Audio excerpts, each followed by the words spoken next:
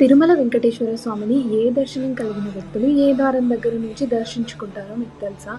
మొదటి ద్వారం పేరు కులాశేఖరపడి. ఇక్కడ నుంచి స్వామివారికి 8 అడుగుల దూరం మాత్రమే ఉంటుంది.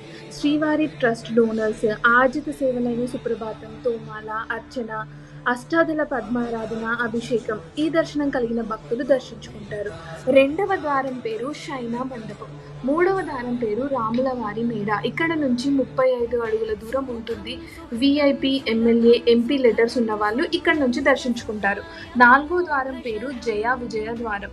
ఇక్కడ నుంచి 70 అడుగుల దూరం ఉంటుంది. ఉచిత దర్శనం, 300 టికెట్లు, ఎస్ఎస్టీ టోకెన్, ఆర్జిత సేవ, వర్చువల్ సేవ ఇలాంటి వాళ్ళు ఇక్కడ నుంచి దర్శించుకుంటారు. ఐదవ ద్వారం పేరు బంగారు వాకిలి. ఇది స్వర్ణంతో అలంకరించబడిన ప్రధాన ప్రవేశ ద్వారం. ఆరవ ద్వారం వెండి వాకిలి. ఏడవ ద్వారం మహాద్వారం, ఆలయానికి ప్రధాన ప్రవేశ ద్వారం. మీకు కూడా స్వామివారి దర్శనం పొందితే ఏ గడప నుంచి చూసారో కామెంట్ చేయండి.